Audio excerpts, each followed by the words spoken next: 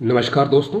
आज हम बात करेंगे इंडियन कॉन्स्टिट्यूशन के एक बहुत ही इंपॉर्टेंट टॉपिक के बारे में जो है directive principle of state policy DPSP. इनको समझना आपके यूपीएससी एग्जाम प्रिपरेशन के लिए जो है एसेंशियल है, क्योंकि ये इंडियन पॉलिटी का जो है कोर कंसेप्ट है, जिसे समझने के बाद जो है आप various issues like welfare state, governance और इकोनॉमिक जस्टिस को जो है बेटर तरीके से समझ पाएंगे।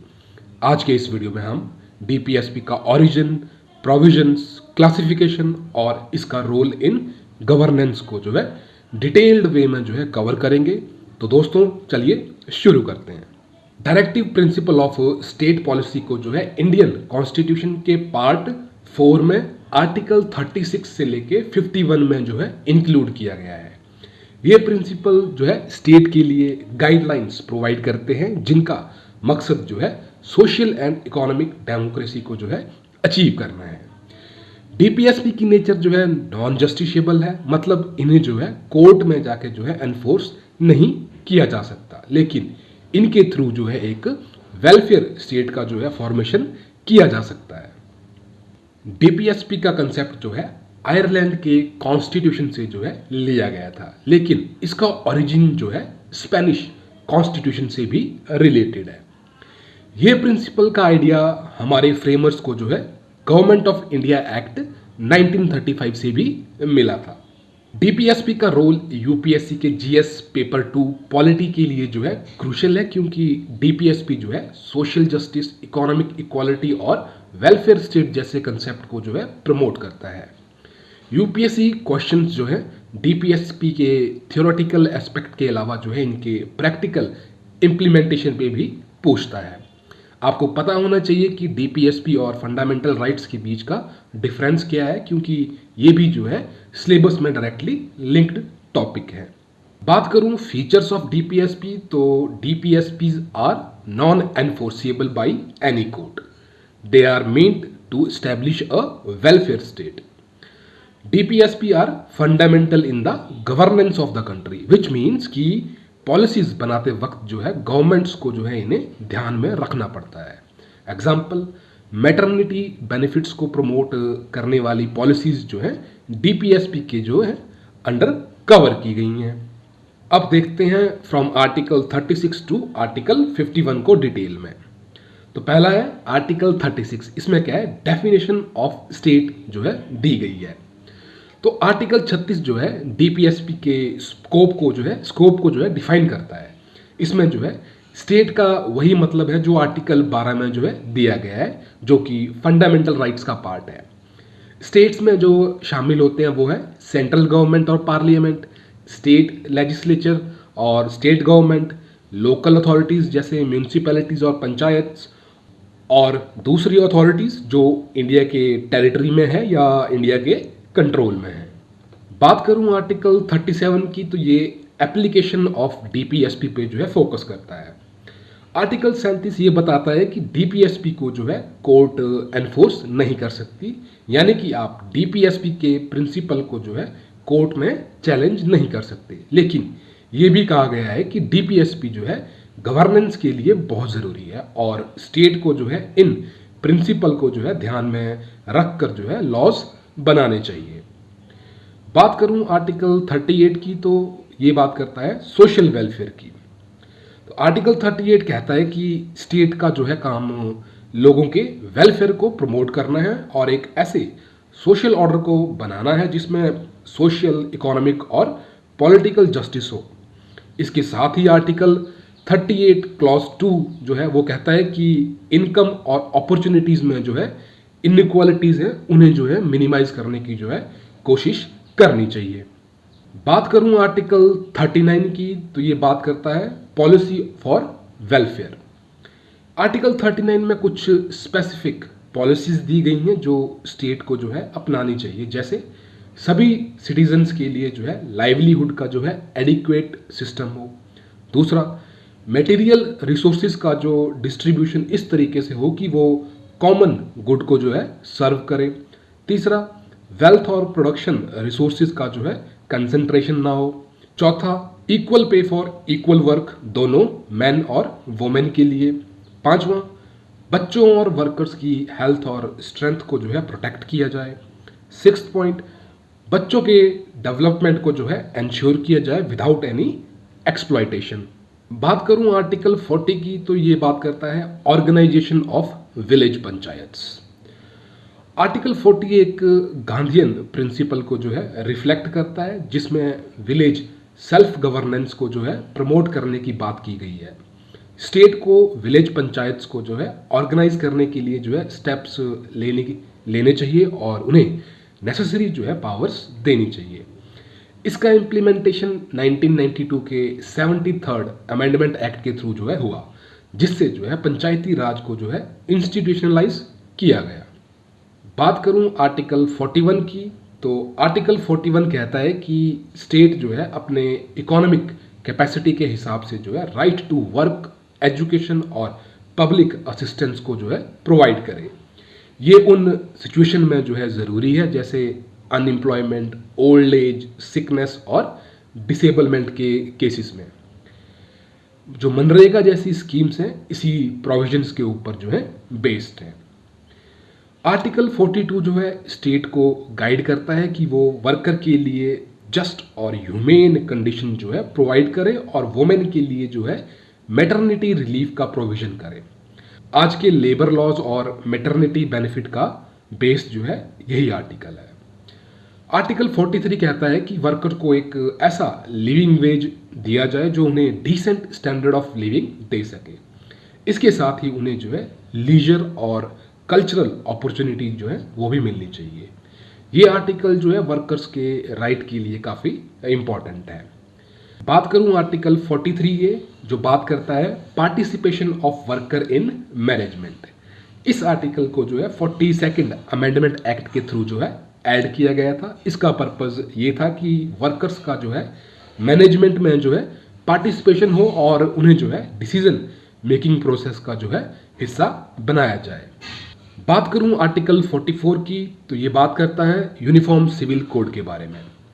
आर्टिकल 44 जो है काफ़ी कंट्रोवर्शियल और डिबेटेड प्रोविजन है। इसमें जो है कहा गया है कि स्टेट को जो है पूरे देश के लिए जो है यूनिफॉर्म सिविल कोड जो है लाना चाहिए, जिसमें personal laws, marriage, divorce, inheritance, adoption जो है सब यूनिफॉर्म हो।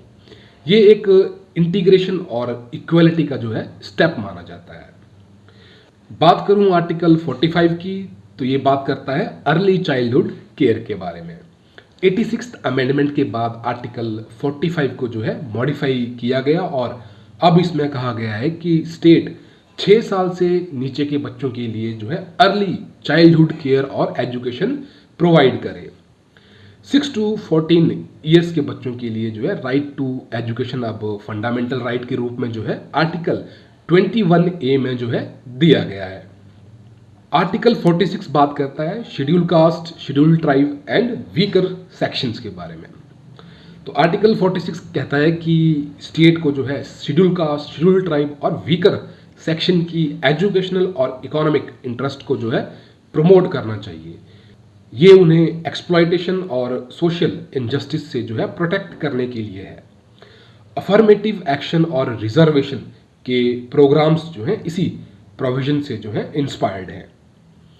बात करूं आर्टिकल 47 की, तो ये बात करता है न्यूट्रिशन एंड पब्लिक हेल्थ के बारे में। आर्टिकल 47 कहता है कि स्टेट का फर्ज है कि वो लोगों के न्यूट्रिशन और पब्लिक हेल्थ को जो है इम्प्रूव करे। इसमें इंटॉक्सिकेटिंग ड्रिंक्स और ड्रग्स के जो है कंजप्शन को जो है प्रोहिबिट करना भी शामिल है।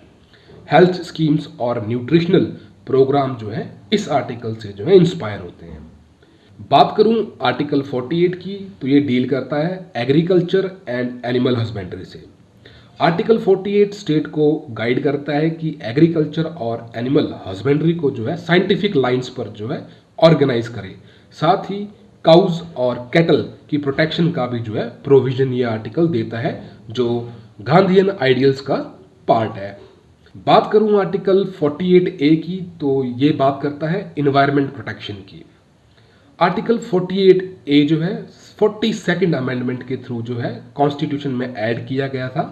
इस आर्टिकल के तहत जो है स्टेट को जो है गवर्नमेंट और वाइल्ड लाइफ का जो है प्रोटेक्शन और इम्प्रूवमेंट जो है करना चाहिए। इन्वायरमेंटल लॉ जैसे फॉरेस्ट कंजर्वेशन एक्ट इसी आर्टिकल के ऊपर जो है बेस्ड होते हैं। बात करूं आर्टिकल 49 की, ये डील करता है प्रोटेक्शन ऑफ मॉन्यूमेंट्स से।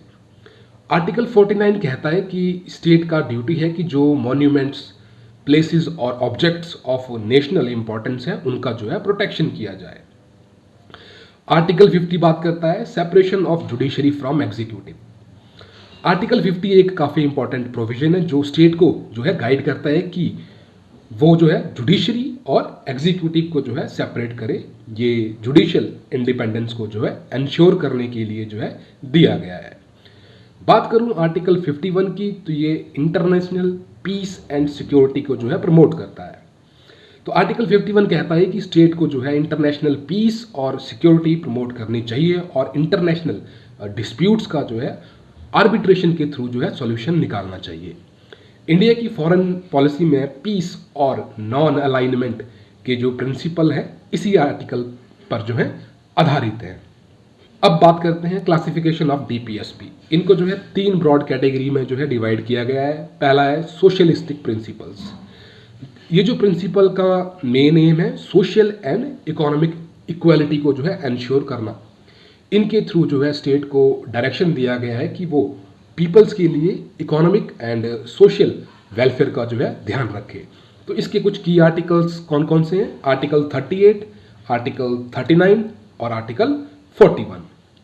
दूसरे हैं गांधीयन प्रिंसिपल्स। इन्हें जो है महात्मा गांधी के आइडियल्स पर जो है बेस किया गया है। गांधीयन प्रिंसिपल्स जो है rural development, decentralisation of power and moral values को जो है प्रमोट करते हैं। तो इसके की आर्टिकल हैं article 40 that is promotion of village panchayats, article 46 जो कि promotion of educational and economic interest of SC, ST and other weaker section की बात करता है।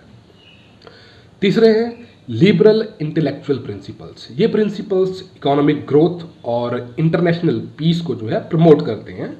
तो इसके की आर्टिकल्स हैं article 44 that is uniform civil code for citizens and article 45 that is free and compulsory education for children. अब बात करते हैं relationship between fundamental rights and DPSP. तो आपके एग्जाम के क्वेश्चन में जो है डीपीएसपी और फंडामेंटल राइट्स का कंपैरिजन जरूर होता है, specially in context of constitutional amendments and landmark judgments. तो इंपॉर्टेंट जजमेंट्स देखते हैं पहले। केशवानंद भारती केस 1973। इस जजमेंट ने जो है डीपीएसपी को फंडामेंटल राइट्स के इक्विवेलेंट कर दिया जब वेलफेयर स्टेट का कंसेप्ट जो है कंसीडर किया जाता है। दूसरा मिनर्वा मिल केस 1980। यहाँ कोर्ट ने कहा कि डीपीएसपी और फंडामेंटल राइट्स दोनों ही जो है बेसिक स्ट्रक्चर का पार्ट हैं और इन्हें जो है बैलेंस करना जरूरी है। अब बात करते हैं क्रिटिसिज्म ऑफ डीपीएसपी। डीपीएसपी को जो है काफ़ी क्रिटिसाइज भी किया गया है ड्यू टू इट्स नॉन एनफोर्सिएबिलिटी। काफ़ी बार इन्हें जो है पॉलिटिकल रिटोरिक के लिए जो है यूज़ किया जाता है बिना कोई सॉलिड इम्प्लीमेंटेशन के। तो मेन क्रिटिसिज्म क्या है कि ये वेग है एंड एम्बिगुअस, इनमें जो है वर्डिंग लिखी गई है इनके कई प्रोविजंस में जो है जो कि आम लोगों को जो है समझ नहीं आती। Non enforceability makes them less effective. Sometime conflict arises between fundamental rights and DPSP, specially जैसे कि प्रॉपर्टी राइट्स के केस में हुआ था।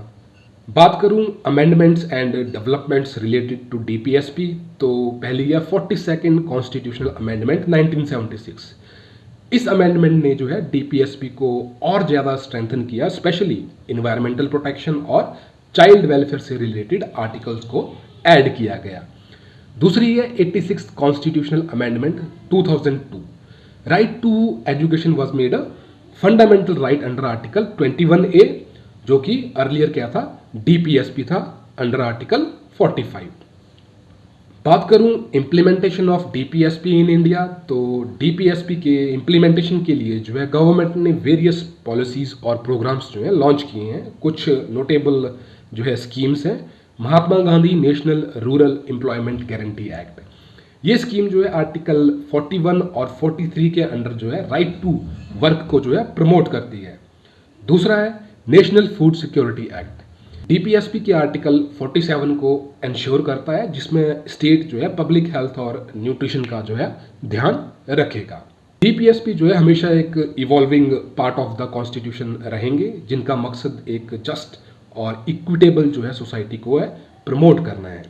डीपीएसपी की अंडरस्टैंडिंग आपको गवर्नेंस और पब्लिक पॉलिसी फॉर्मुलेशन के इश्यूज को जो है डेप्थ में समझने में हेल्प करेगी, जो कि आपके एग्ज़ाम के लिए जो है बहुत ज़रूरी है। तो दोस्तों, ये थी डीपीएसपी के बारे में एक कम्प्रीहेंसिव अंडरस्टैंडिंग जो आपके एग्ज़ाम प्रिपरेशन के लिए बहुत काम आएगी। अगर आपको ये कंटेंट यूज़फुल लगा तो वीडियो को लाइक करें और हमारे चैनल को सब्सक्राइब करें। हम ऐसे ही और इन्फॉर्मेटिव वीडियोज़ जो है लेके आते रहेंगे, जो आपके एग्ज़ाम प्रिपरेशन में जो है हेल्प करेंगी। All the best for your exam journey and मिलते हैं अगली वीडियो में। धन्यवाद। जय हिंद।